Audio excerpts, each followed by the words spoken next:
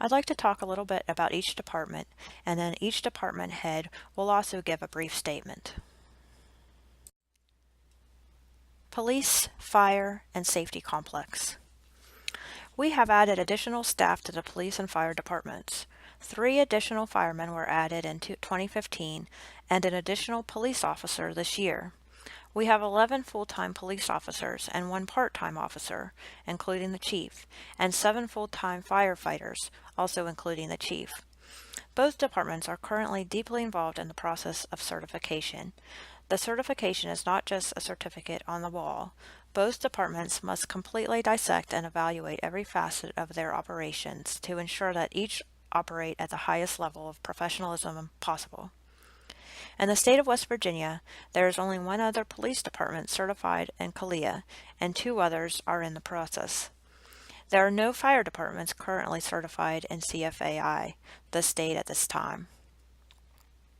We currently collect about $150,000 per year in fire fees, $75,000 in police fees, and $94,000 in safety complex surcharges, and with a total of $319,000 annually.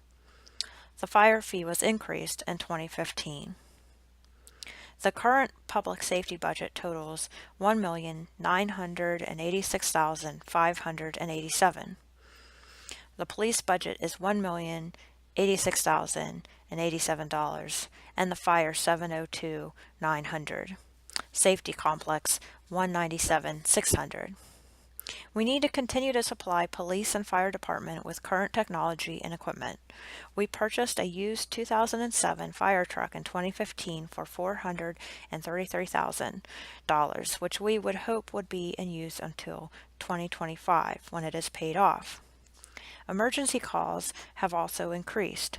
This year, our fire department will answer about 1,300 calls.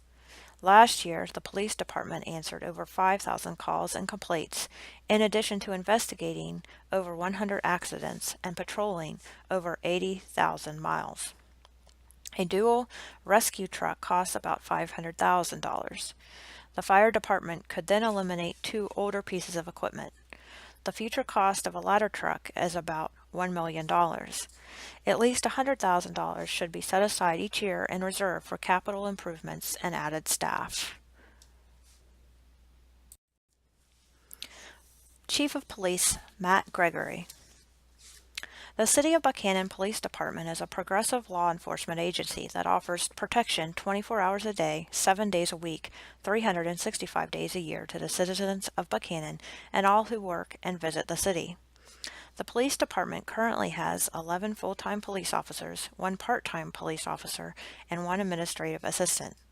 We are currently responsible for delivering law enforcement services within the jurisdictional boundaries of the City of Buckhannon, which encompasses approximately 2.5 square miles.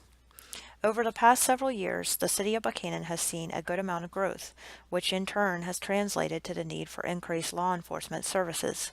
For instance, within the above stated 2.5 square miles that now encompasses the city limits, there are approximately 5 miles of 4-lane highway, and numerous large businesses have been established that attract hundreds, if not thousands, of visitors each day.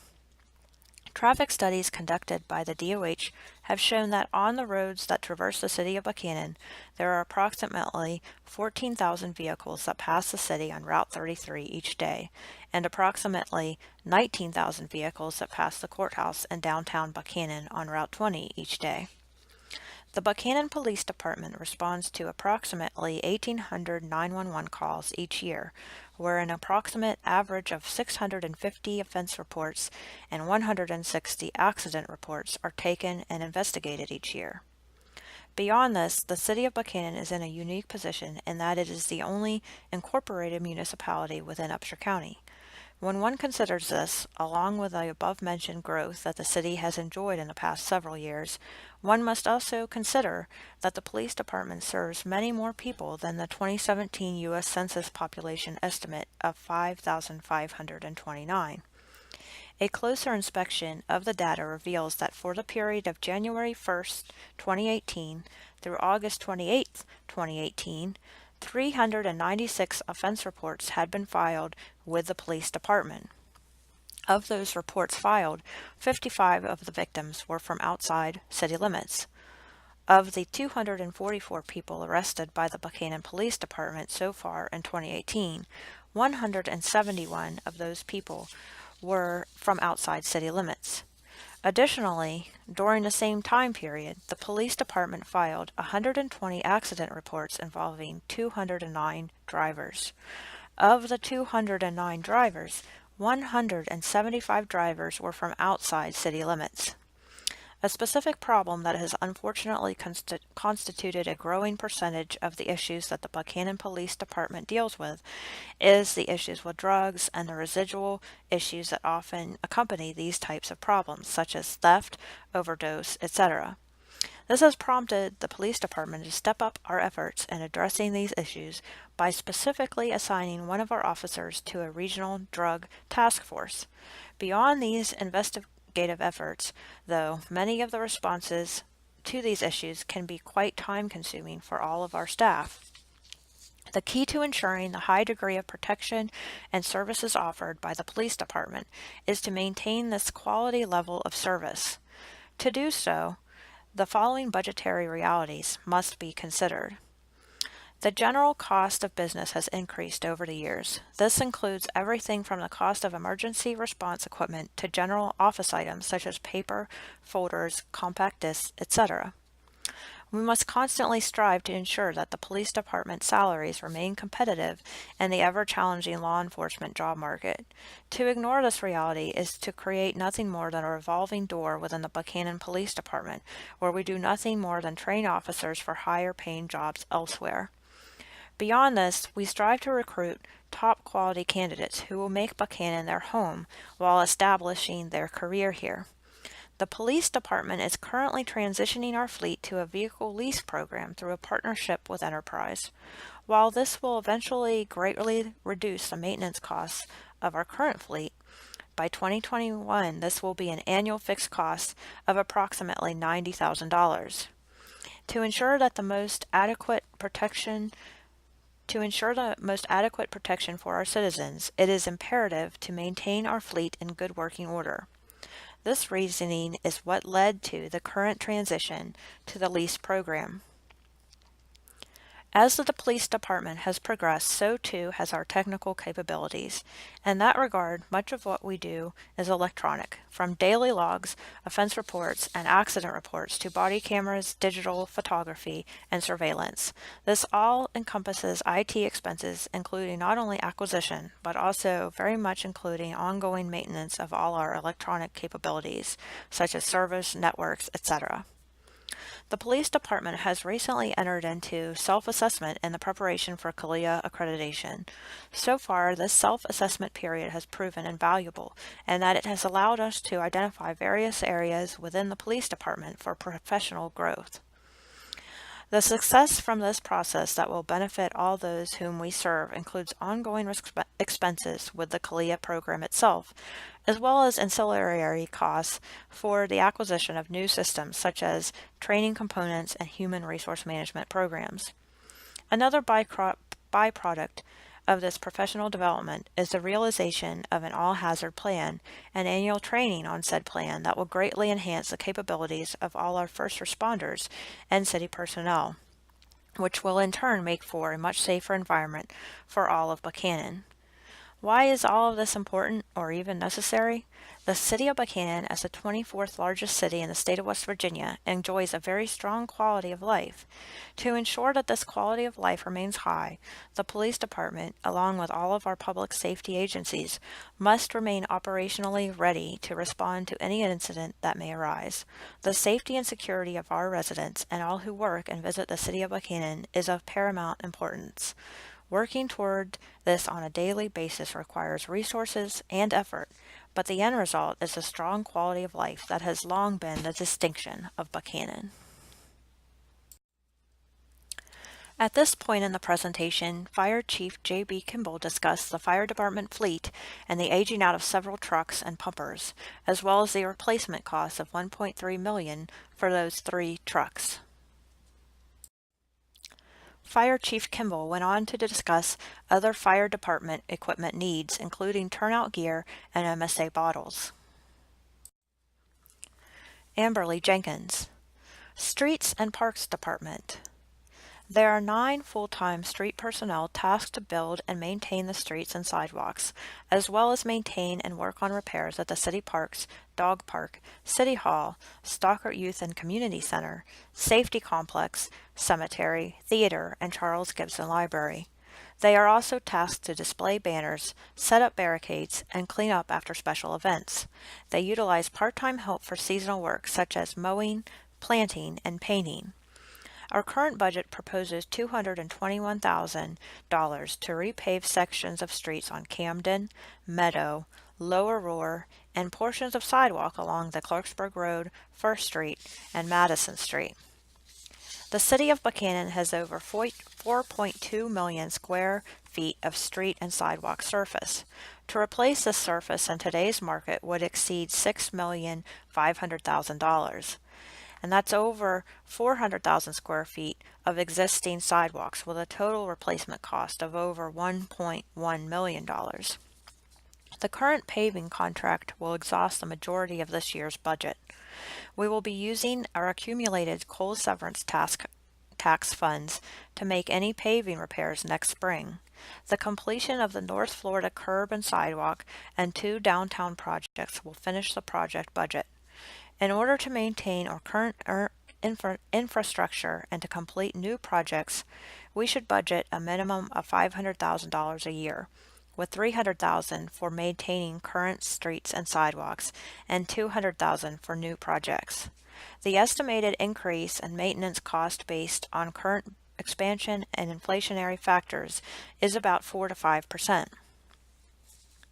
A separate fund called Consolidated Public Works is where most of the park's cemetery and flower expenses flow, but it depends on street department assistance and general fund contribution of $25,000 annually. We need to allocate approximately $150,000 in funding toward improvements and maintenance in the parks and parking lots and cemetery. Additional security cameras are also needed in our parks. Rather than add more staff, we propose to start outsourcing some of the infrastructure projects to complete them in a more timely manner.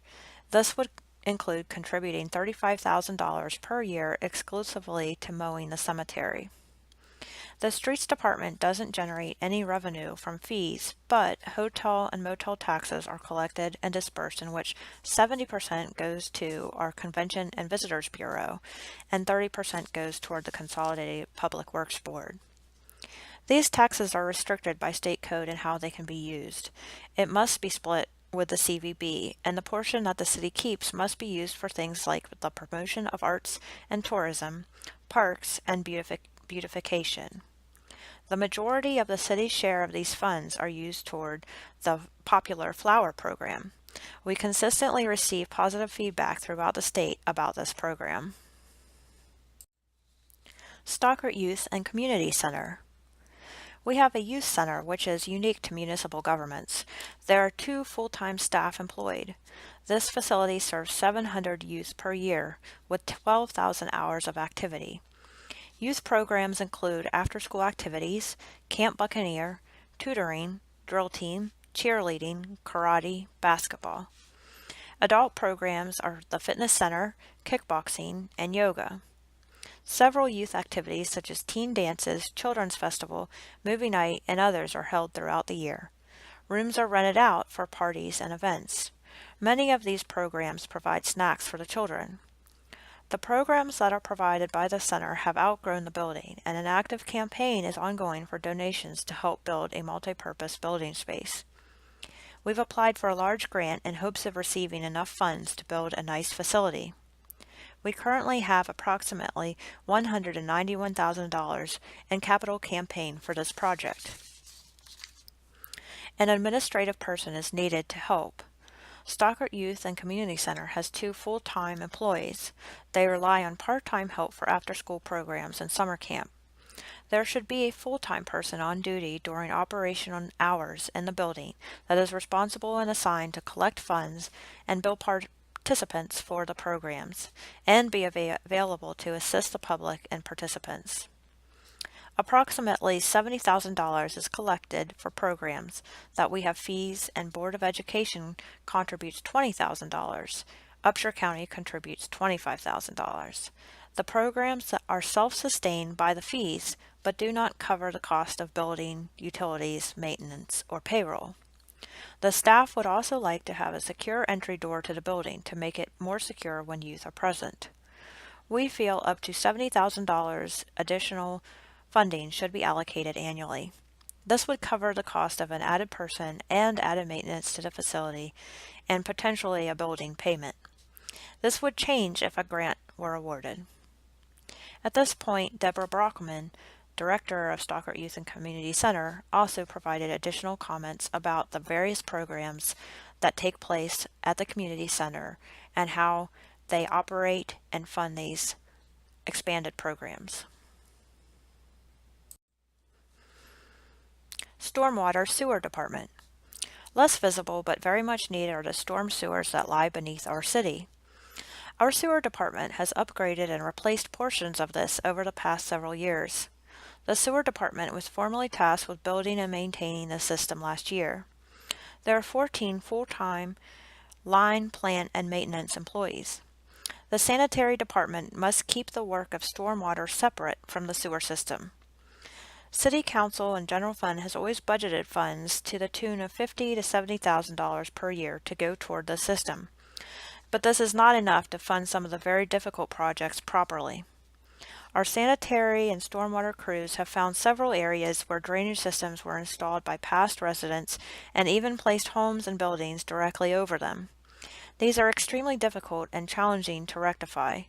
For this department to continue to improve, repair, and replace, more funds are needed allocated towards these programs. We need to fund the stormwater projects at least $150,000 per year. Our sanitary engineer has identified $470,000 of projects to be addressed at this time. At this point, Erasmo Rizzo, the sanitary engineer, spoke about the department. Erasmo Rizzo, Sewer Department Supervisor, discussed storm sewer construction projects that have been identified that are needed in our system to mitigate against stormwater and flood prevention. Amberle Jenkins summarized the project and equipment needs identified by each department and the Revenue Committee, totaling $1,020,000.